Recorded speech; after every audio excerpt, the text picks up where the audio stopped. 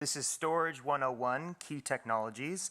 Our moderator is Jonathan Walters, Senior Advisor at Castalia, and I'll let Jonathan begin our session.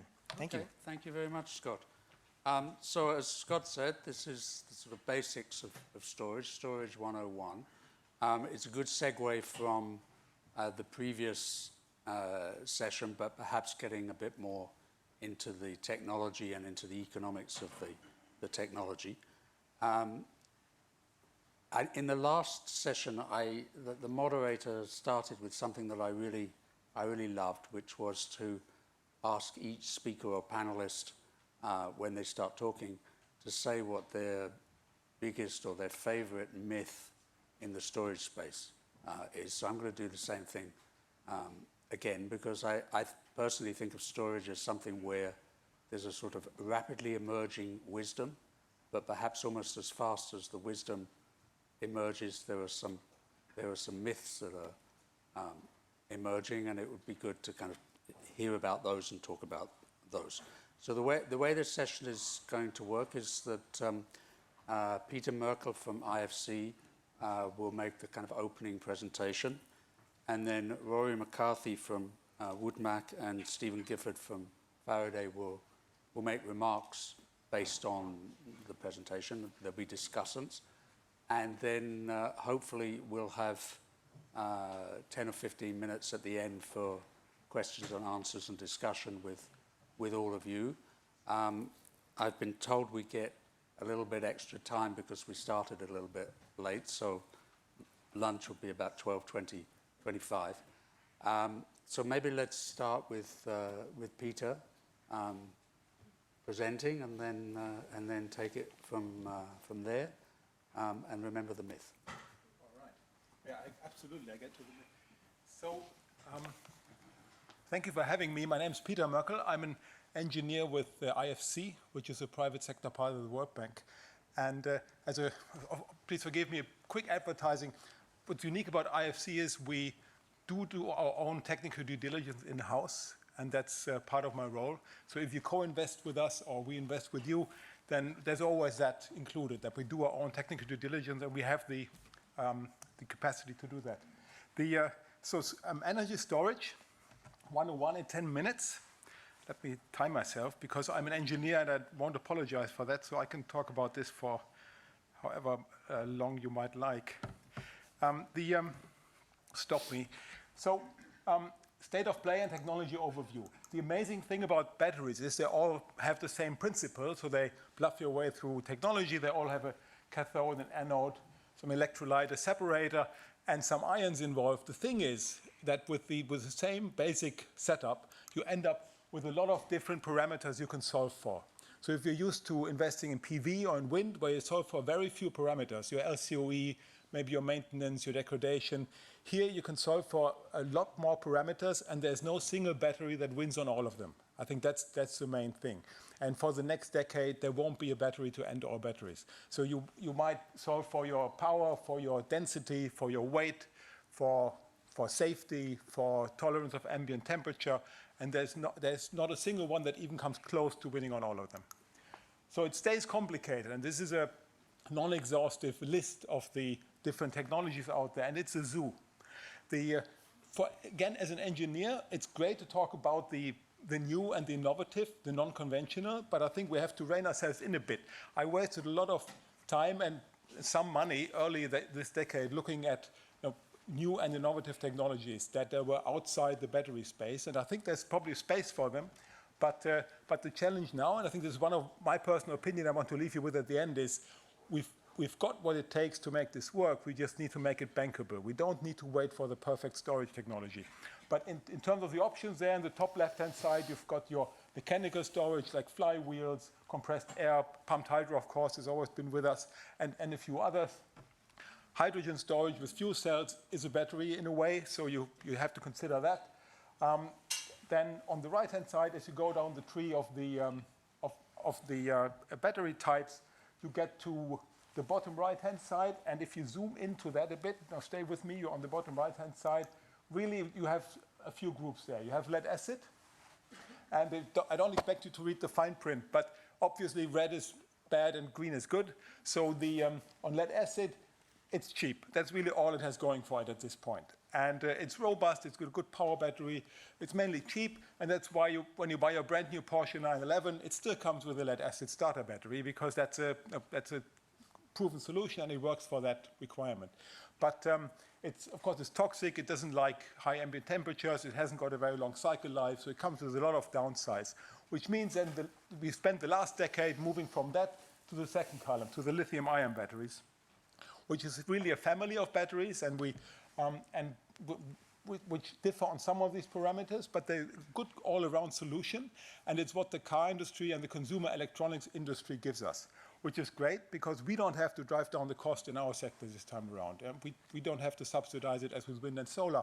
We take what the EV people subsidize. That's nice for a change, but we have to take what they make, which is, for example, valuing density and weight very much, which we don't really care that much about in the electricity sector. So we are optimizing for things that we're not really valuing that highly. And there are problems like safety, and we've heard about the South Korea fires, the Arizona fire, and the price probably goes down to floor, which is not low enough in terms of the input materials. And it requires cooling in hot ambient temperatures, which is what we find a lot in our markets. And then on the right side of that, we've got the flow batteries we've mentioned this morning, which have a good shot at providing longer duration. I think this is a big divide in the market I get to, that above 4 hours of discharge time, we need to look at alternatives. Lithium-ion is not yet that good at that, and the flow battery families is a good example. A lot of those are from small companies, which is innovative, but maybe not very stable in terms of financing. So great to hear from Lockheed Martin this morning that they are investing in that. And then there's a long tail of other technologies. I just picked the one I liked, which is zinc air, in which we invested. But there's a whole lot of other chemistries on the right-hand side that are also good for long duration storage. And zinc air is another one which, again, has upsides and the downside that is not so good in terms of round-trip efficiency, going back to the beginning. So lithium-ion is a whole family of batteries. The main point here is when you read the scare stories about scarcity of cobalt and nickel, they always find a way around that. There are enough options. There's maybe it's a temporary constraint, but the industry is really good at varying the chemistries and finding a way around those constraints. So don't get scared by those stories. They just make the point that the big green blob in the middle, with plotting specific power and specific energy, that's lithium-ion, just making the point that it's a good all-around battery. It's good enough for a lot of things. Not very extreme, but that's why it's the incumbent right now. But above 4 hours of discharge time, it's not very good right now, so you either push that further or you need to look at alternatives. And I think that, if anything, that's I think I have to speed up a bit. That's the market failure that we're looking at. And you see that in terms of deployments. This is from the US Department of Energy database. We just plotted the projects with batteries of 10 megawatts or more deployed or under development right now. So there's a lot in the US, in Western Europe, Japan, South Korea, Australia. The data on China isn't very good, so please ignore that. I think that's probably not complete. But beyond that, there are few projects in emerging markets. We heard about the Jordan battery this morning, which is I think is a great step forward. The biggest one, as far as I know, is the 24.5 megawatt hours in Jamaica at the moment. That's actually been commissioned. There's a large one under development in South Africa now. So it's individual markets that are going ahead. It's not really regional trends yet. And I think the one unifying factor in that is particularly progressive regulators. That seems to be the one enabling factor that makes a difference.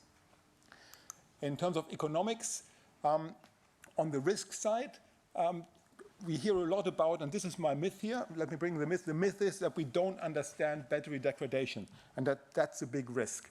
I think we understand that actually, technically, the most problems we have are in the interplay between batteries and inverters. So that we would, in technical qualifications, always ask for certain number of reference projects with a particular battery family and that inverter type, because that's where most of the problems are. It's not really that these batteries then degrade in a way that's totally unforeseen.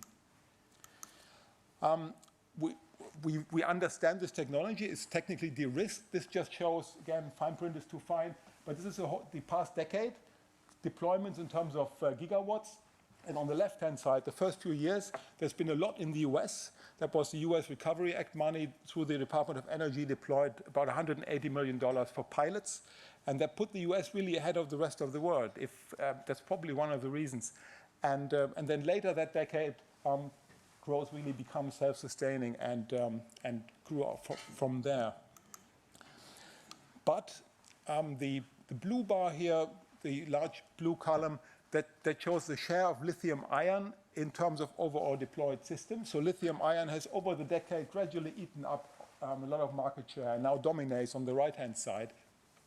Again, under 4 hours, which is a challenge for us because,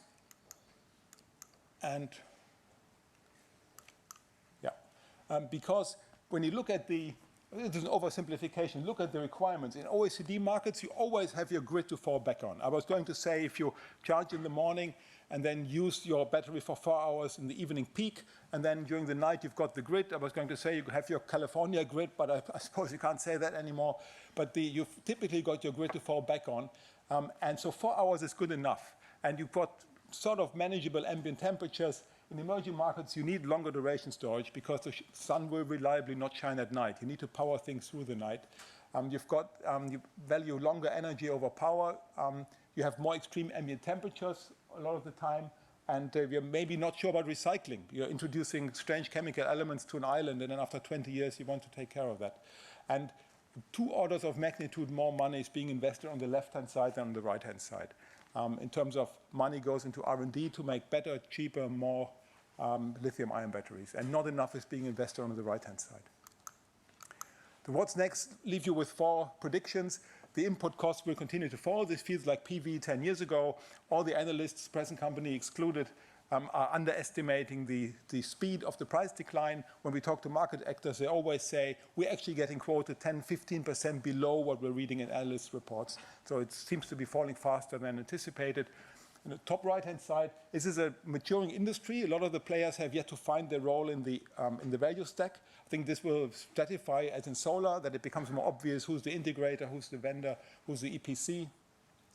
The bottom left-hand side, we're getting confidence. We're probably 4 years behind in emerging markets, behind the OECD. I think in California, we cracked 100 megawatts in 2016. The largest in emerging markets outside China is 24 megawatt hours. So we're probably 3, 4, 5 years behind, but we gain confidence from the examples of larger projects in the OECD. And finally, and I think Bloomberg made a much better point of that, LCOE becomes more competitive. And it's now the thin end of the wedge, where we can preempt new short duration, lightly loaded peakers.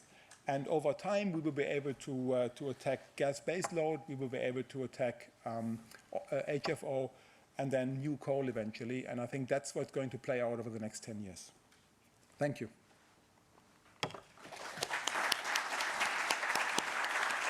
Great. Thank you very much, Peter, including for mentioning your favorite myth. Next, I'm going to ask Rory McCarthy from Woodmac to start by saying a few words about himself and about Woodmac, and then some remarks on what Peter said or broader issues. But just one heads up. At the end of this session, before we move to the Q&A, I'm going to take the privilege of asking all the panelists an incredibly simple question, which is, will batteries save the planet from climate change? So just to give you, warning to be thinking about that. So Rory, please. I'm Rory McCarthy. I'm Senior Analyst at Wood Mackenzie Power and Renewables, and I'm part of our global energy storage team. We're a research consultancy specialized across the natural resources value chain. I've been working with storage in various guises for about the past 5 odd years. First as a regulator, and it was giving headaches to distribution network operators in the UK market with, by 2015, about 20 odd gigawatts of connection applications, which is pretty big. Then as a developer, and now as a kind of market analyst. So I guess my sort of employment movements in the past year probably reflect, past 5 years probably reflect the shifts and moves of the market in the UK on energy storage has been pretty volatile activity. So on to today's conversation about 101 energy storage technologies. And it probably follows the theme that's been announced quite a lot today. And there's quite a lot of talk about what is winning the energy storage technology race. And there's lots of interesting things that come up in your media feeds every day, and clever new technologies and all the rest of it.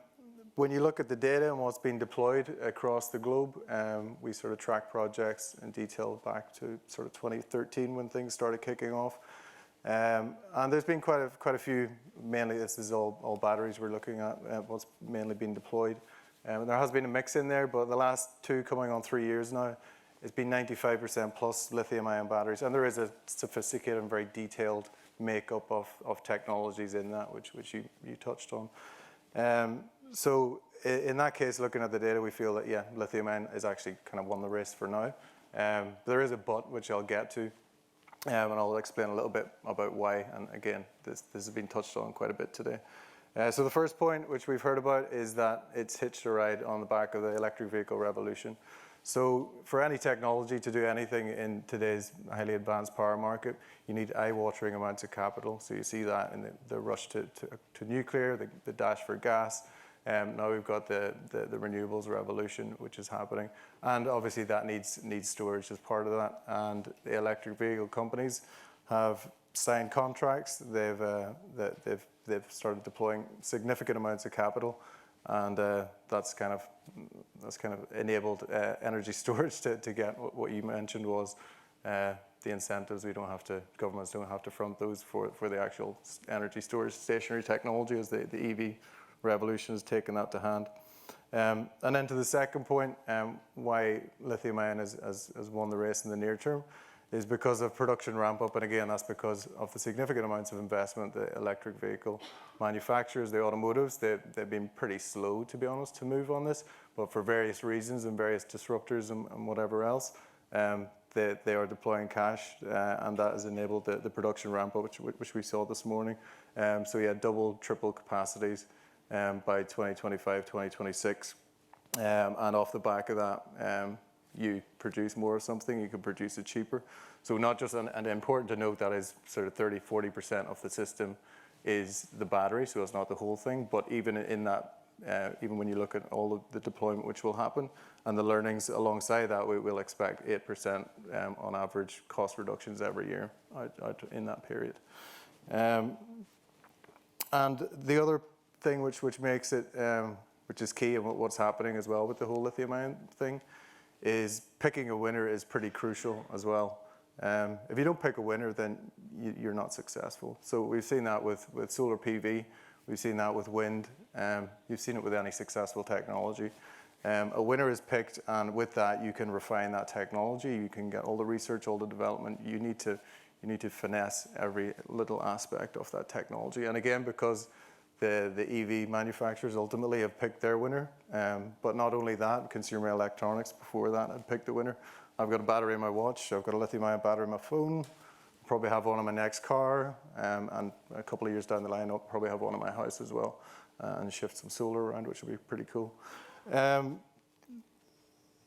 The last point on why it's sort of won the race in the near term is because it's really good at what it does. So what we need in most markets, and every market is very different, so this is a grand simplification, but rapid balancing and shifting evening peaks and getting rid of inefficient fossil fuel burn in the evening periods, morning periods, etc. And lithium-ion is extremely good at that. It can ramp up, ramp down faster than any other real asset out there, and it can effectively push gas and coal out of the system. There is a but, which I'll get to, and it's probably the myth as well, and that's that lithium-ion has kind of won it indefinitely, and that's not the case. So lithium-ion, as we've seen today as well, current global deployments, you're seeing cost-effective deployments up to 4-hour duration, and you need a very nice regulatory and policy framework to enable that, to be perfectly honest. You can even start seeing economic case for 6 and even 8 hours with lithium-ion technology, but further out, it does suffer from diminishing returns, and it is very difficult to be a longer duration asset. So the but is that it's not going to save the day, I suppose. For that longer duration, you need weekly, you need monthly, you need seasonal storage. So it will get us to likely 80–90% decarbonisation. But if you want to reach the last 10+% and reach ultimately to net zero, that's why we're all here, right? You're going to need a bigger boat, really. So to sort of wrap that up, lithium ion, has it won the race in the next 10 to 15 years? Yes, for all the reasons I've said. Is the game over? Well, absolutely not. It's kind of fair game, and that's why all your media sort of updates every day and seeing these clever technologies is still worth a read, and it's still fair game. Thank you.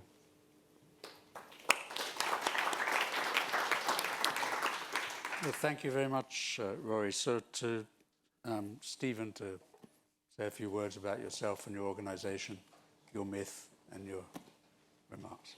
My name is Stephen Gifford, Head of Economics at the Faraday Institution, which is a new institution that was set up as part of the UK industrial strategy. So most of our focus is on the UK, although we have been doing some work recently with some consultancies around under the ODA, the Foreign Commonwealth Office, on developing countries. So our lens is also looking at developing and emerging countries. But first, about what the Faraday Institution is. It's part of the Faraday Battery Challenge, which is part of the UK's industrial strategy and is split into 3 separate parts. So Faraday Institution is focused on what we call fundamental research. So very much in the low TRL space, TRL 1 to 3, and that's about 1/3 of the funding of the industrial strategy. Then you have UK Innovate, which is looking at more commercial R&D in the spaces of 4, 5 and 6.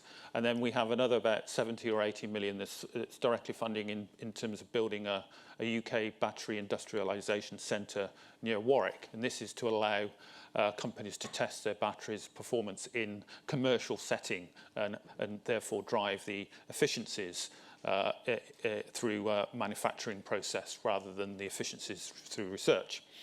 So that's the Faraday Institution, and we've been set up only 2 years, and we're a virtual institution, so there's only about a dozen of us in the head office, but so far we have about 400 researchers throughout the UK working on battery R&D.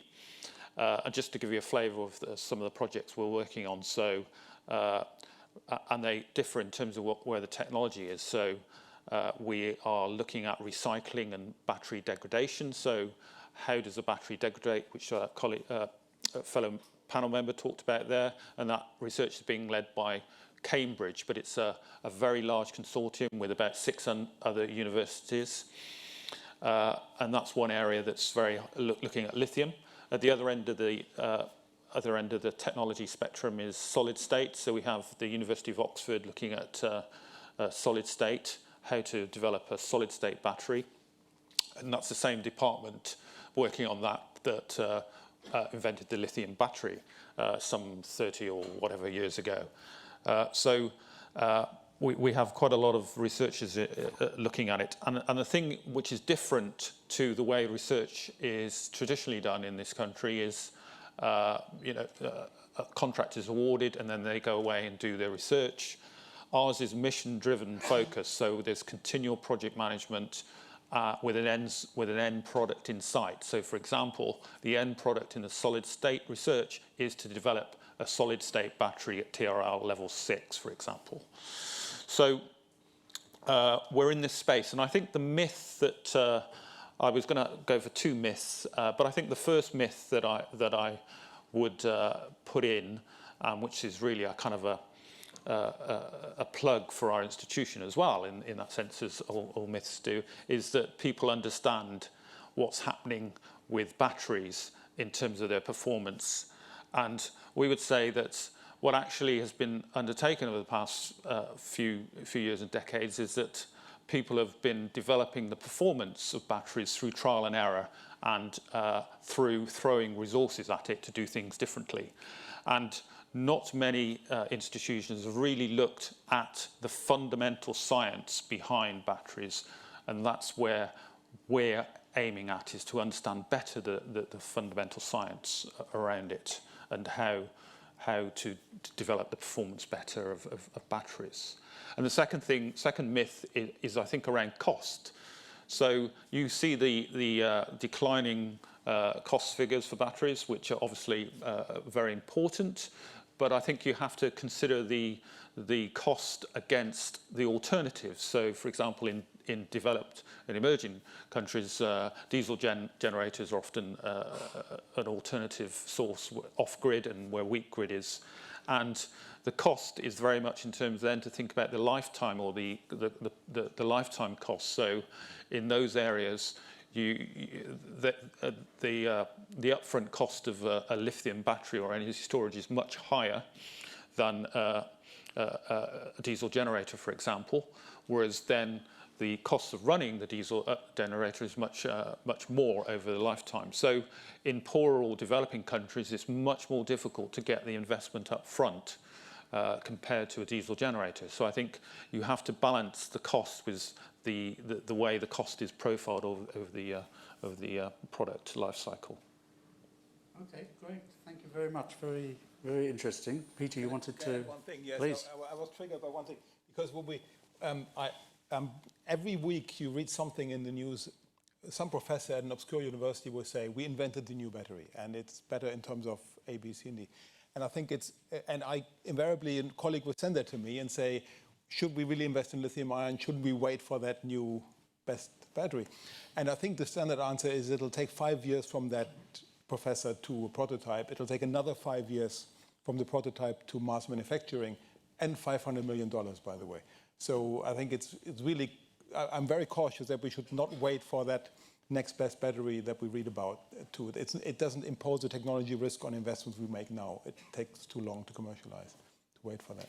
But it still must be a dilemma for a development institution like IFC about, you know, do you go for what's immediately commercial, or do you play a role in the development of new technologies? Even if you don't go sort of way upstream in the development, it must be quite often a dilemma. Do you do this thing that's there commercial now, or this thing that might be commercial soon-ish and better from some point of view? How do you take those sort of decisions as a development institution? Well, we don't take technology risk easily. So we are commercial investors in the sense that we invest in projects that use proven technology. So in that sense, we're Economically proven technology. And technology. So we would never invest in the first commercial project of any kind. We would always invest in, we have a lot of appetite for emerging market risk, but we would not like to pile technology risk on top of that. Okay, so let me probe this a little bit. What was the first year in which IFC invested in PV? Do you remember when that? No, I think this is lost in ancient history. I hear it was at least 2000 or 2001. They did I think a 2 megawatt in the Philippines, but I may be wrong. I think that's been. I think that story has been told around the campfire. Yes. Yeah. So that's pretty way upstream, though, isn't it, for PV, 2000, 2001, in terms of the economics of the technology? Not the technology of the technology, but the economics of the technology. It's pretty early in the cost curve. Good. That's probably right. That's a good point. That was very early at the time. I think it was one of the largest plants in emerging markets. But I think I'm just hesitant that we wait for the perfect solution and then ignore the good enough solution that we have today. Okay, so let me put what I said was a really simple question. Whether I think Rory has kind of answered it already, whether batteries are going to save the planet from climate change. What do you think? Who wants to? Please go ahead. Well, I was going to start with a yes or no answer, but I think that part of the solution is the answer, really. So I think the thing with the battery is that they use raw materials, and you have to extract those raw materials. And so the thing that's happening in the UK at the moment is we're having great progress in moving the emissions trend downwards, but we're exporting the problem. we're exporting it to developing countries, to Africa, where the mining of lithium, etc., will create emissions itself. So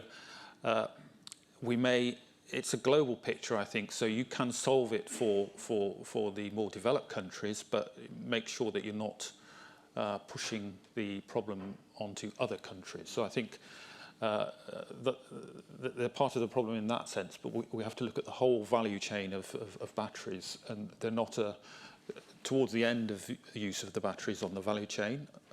They are the solution, but you're moving the problem down to the raw materials extraction. Okay. Thank you. Peter, what's your view? Batteries saving the planet? Yeah, up to a point. Well, I think it's part of the solution. It's not the solution itself. First, I think before you buy an expensive battery, you have to go through all the other means to make the system flexible, that may be cheaper, like demand response and so on. I think that's one thing. The other thing is it'll not be the solution to everything, but I think that we won't have a solution without batteries. It's a necessary but insufficient measure. Okay, and Rory, I think you answered it already, but if you want to add to it. No, I think everyone's on the same page. It will help us on that path of decarbonisation, but it will not get us to net zero or any of those kind of targets. Okay, well, thank you. Let me open it up to the audience. I see a question over there, if the mic can. And please say who you are and then your question. My name is Jens Lundsgaard. I'm a board member of the EBRD. I'm curious about this question about minerals and resources, because when you take a technology from the sort of current stage to something that would really be a global solution, not only are we creating problems in certain countries that have to mine these resources, but we may also run into sort of aggregate constraints on the minerals that the world has. So how far can we go with lithium-ion batteries, and are there promises in the horizon of these other technologies that we heard about first that would not run into global mining constraints? Okay, somebody like to take that one? Start off. Yeah, I mean, we have people who spend their full-time job is looking at metals and mining, and focused on the battery raw material side. They spend their days looking at the lithium and the nickel and cobalt materials, which are the cathode materials used. Is there enough supply right now to meet demand? Yes. Will there be constraints? Potentially, yes. Their view is 100% yes, but I'm sort of on that kind of revolution renewable side of things. I'm like, technology will fix it, and they're like, no, this is how it works. But anyway, apart from internal debate, yeah, if the mining production capacities don't ramp up significantly alongside the ramp ups that we've seen in production facilities and electric vehicle uptake, you will potentially run into constraints on the cobalt and nickel side in the next sort of 5 to 10 year period. Probably okay up to 5 years. And this all depends on how the market ends up, right? That's the biggest uncertainty, what the uptake of these technologies is going to be. On the grand scheme of things, energy storage, stationary batteries are a tiny sliver of that overall market. We're talking about 7 or 8% of that production will end up on a stationary system, whether it's behind a commercial, industrial, or a big front of the meter application, or in a residential home. But yeah, you're right. There's potential constraints, but my view is technology rolls on. Research and development is reducing the requirements for cobalt. We had sort of 20% cobalts moving to 10% cobalt, the makeup of the cathode, and the chemistry now is moving to 5% and less percent of cobalt. So technology research development has a way of figuring things out, and the markets, again, have a way of figuring things out, and that's what I truly believe, and that's the only reason we're here today talking about even 30% or 60% renewables penetration globally. Yeah, I very much agree with that. There will be constraints, but I think both technology will solve it, and obviously there will be price will solve it as well. You see the curve going down. If there are bottlenecks, then the price will go up in terms of marginally for those raw materials, so they could affect that curve in some way. But we're very interested in this area as well, and so a number of our projects are looking at new cathode chemistries, for example. We've got two very large projects looking at different materials discovery for new cathodes to provide alternatives. One of our other projects is looking at sodium, which is very much, sodium is a much lower cost material for energy storage, particularly helpful in developing countries where the size of the storage doesn't really matter. So I think although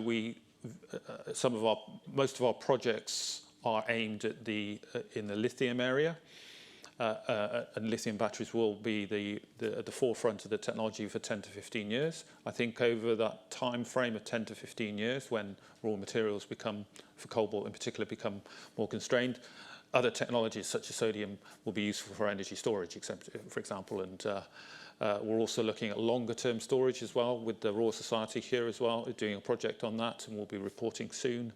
Seasonal storage as well.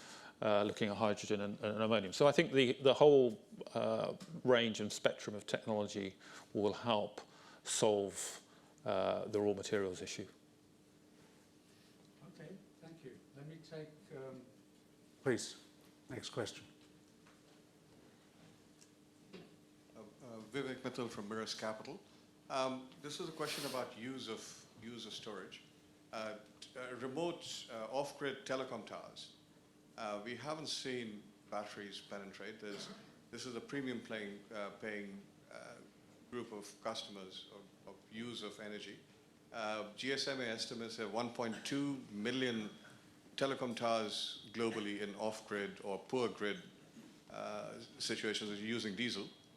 They consume about 40 terawatt hours of energy priced at about $1 per kilowatt hour. Why haven't we seen major moves from battery storage in this space, and what do you expect is required?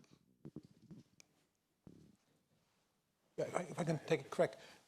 So IFC invested in a company in India called AST, and that's exactly what they do. They replace diesel generators with PV and batteries.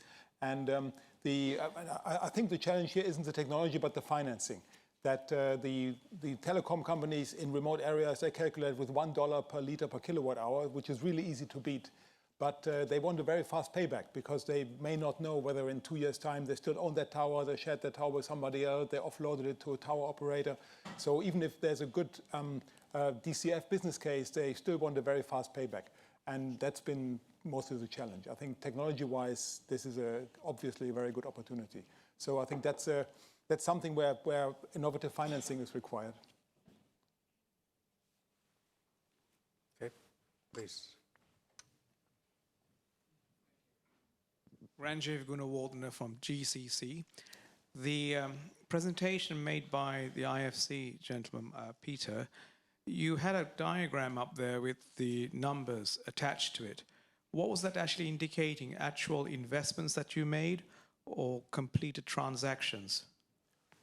This was market data, not our investments. Oh, right. Yeah, so it's not your no investments. Thank you.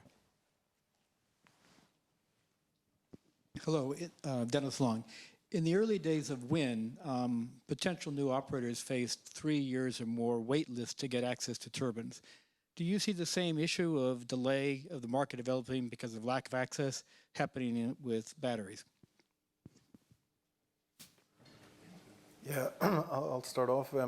So there has already been issues like that. So last year in the US markets, which is the most advanced market globally to date, there were certain chemistries, NMC chemistries, which became constrained.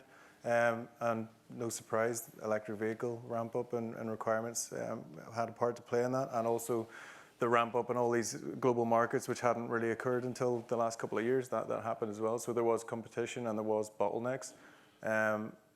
But the market, again, when I said like markets have a way of figuring things out, and so does technology, there was other chemistries which came in and just saw that opportunity. So LFP, another chemistry came in from other manufacturers from APAC, and it solved it. And it's instead of waiting around for a certain chemistry, there was another chemistry, maybe wasn't as energy dense, mightn't have been the Ferrari, but it did the job. So that's kind of what happened last year.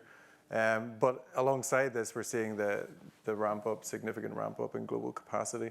So will there be things like bottlenecks? Yes, of course. That's just how markets operate. But I think, yeah, again, back to the point, technology and markets will figure it out.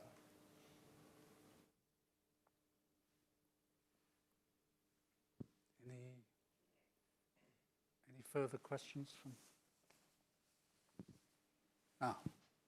Please. I'm Rich Handon from Acceleron. One thing that I haven't heard mentioned too much this morning is the importance of circular economy with lithium batteries. So I'm just interested in the panelists' views on what impact circular economy and circular economy models will have on in penetration of batteries into all of these different applications. Okay, who would like to?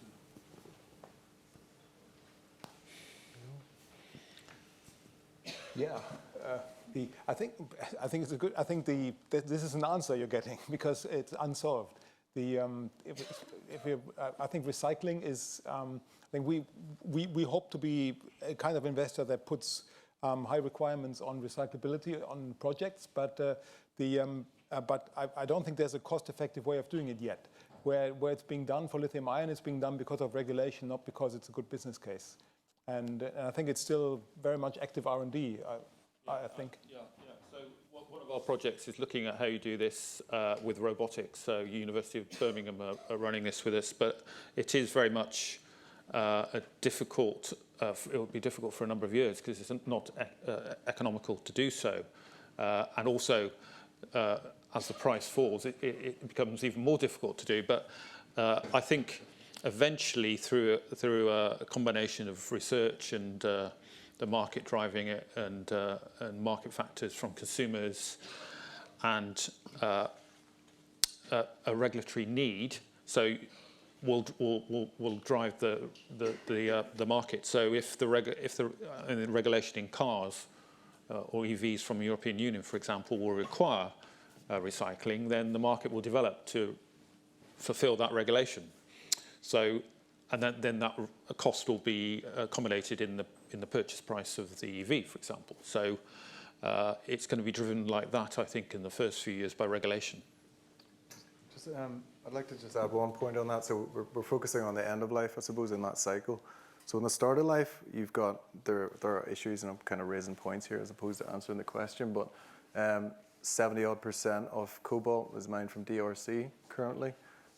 Big ethical questions about how that's sourced and how it's mined, pollution, all the rest of it. So there are questions throughout this value chain which still need answered and still need to be fixed, let's say. And I guess it's important to note the beginning and the whole cycle, not just when, and again, when batteries are picked up from a port, what happens from the manufacturer? Are they being effectively recycled? Probably a question mark there, as we've noted as well.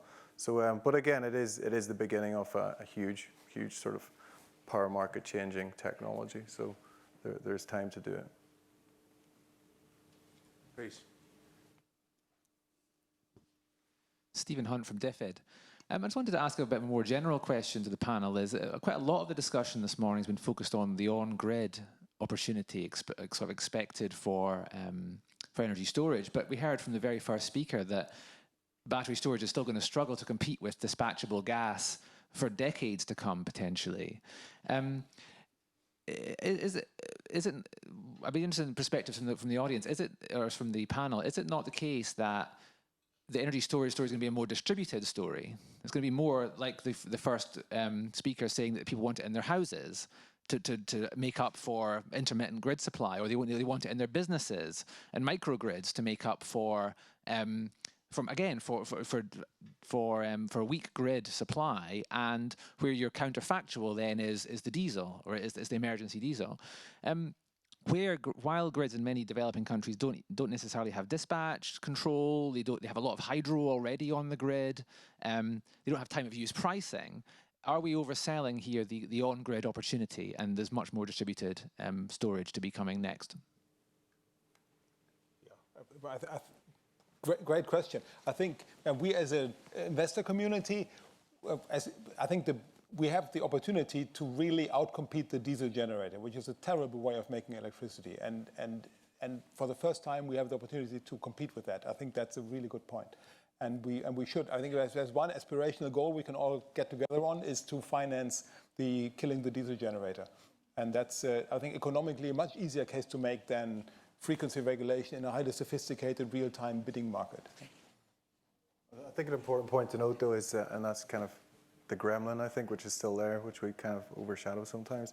If you want 24/7 reliable electricity off-grid, you're not going to get rid of your diesel generator completely, right? Let's be honest.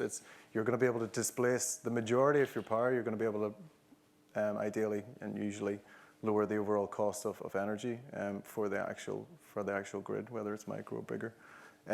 But if you need reliable backup and your fuel supply is diesel, then you will still have a diesel plant there, and it still will run when you need to power your fridges overnight and all the rest of it, which you need to live in a more developed way. So yeah, that is still something which needs to be solved. And yeah, as we've sort of said and made the point today, lithium ion isn't going to fix that, and there are other solutions required.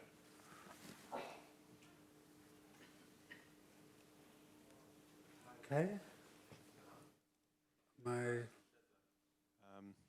Please. Oh, there? Okay. Sorry. Hi, this is Evan Rice from Tesla.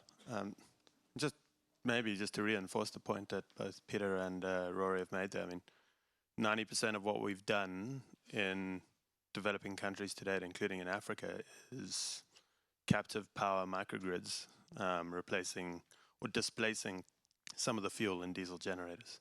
You'll need to keep the diesel generator on site to get an economical solution, but you can displace about 90% of it with solar and storage with a really solid business case, and most of that is funded by private equity money at the moment, so the returns are clearly good.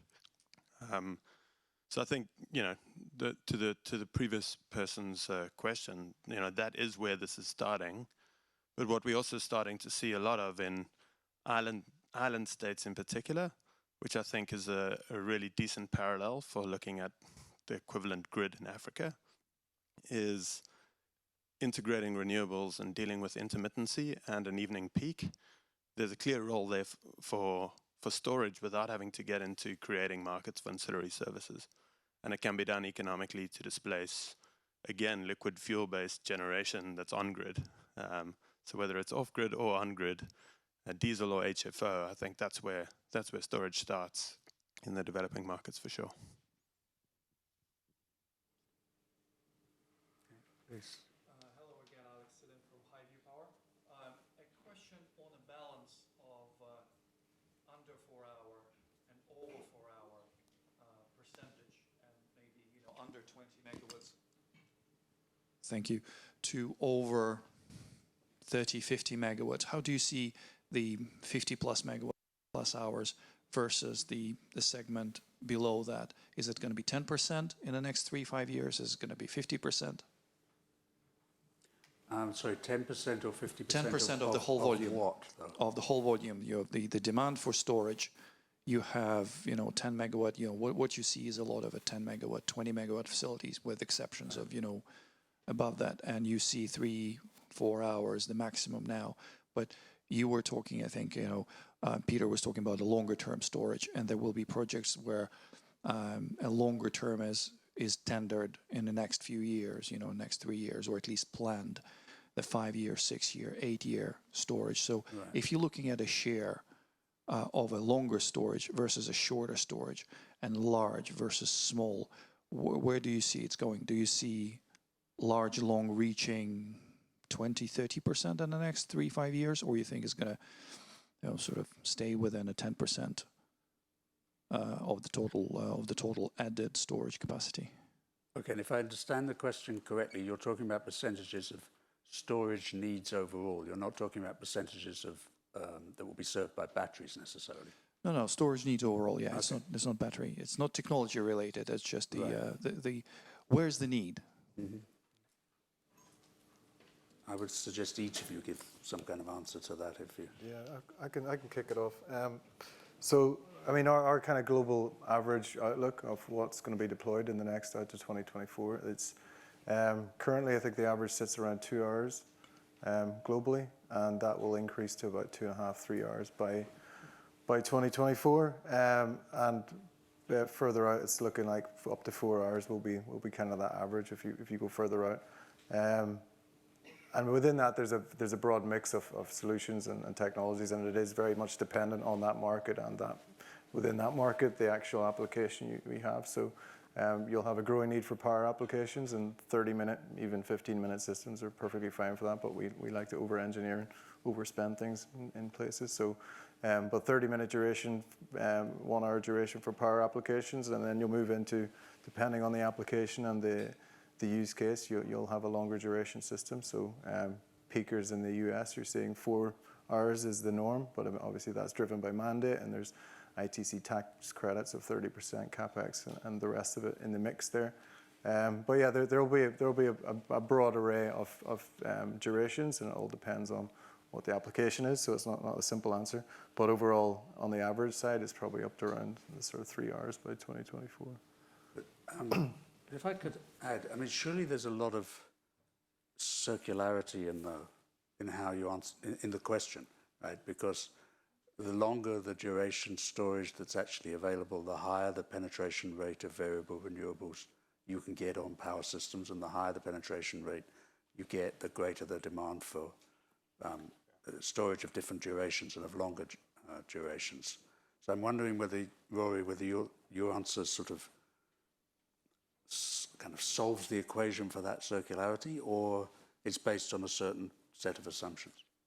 I mean, it's based on what the market is doing, based on the economic signals and the technology available. So it's, what does it need? Well, if the question is how do we get to decarbonization, so we need seasonal storage, right? So it's very long, big tanks of fuel, ultimately, I guess. If you can fill your gas storage that we have now, which is natural gas, if we can fill that with another clean gas, then that will work. That kind of depends what you're trying to achieve, I suppose, is the answer. But yeah, my answer is based on what we think the market is doing and what's being deployed today and what's available. But it needs to wash its own face, right? So it's not going to be bigger than kind of the 3 or 4 hour duration. Implicit in what you just said is that the market is not currently, or it's currently expected to try and achieve full decarbonisation, and therefore the answer you gave. I think that's implicit in what you're saying. Yeah, currently, I mean, sorry. Yeah, I mean, that's currently what we're looking at, and we've seen the kind of, Amy put up the forecast out to 2050, and you've still got a third fossil fuel there.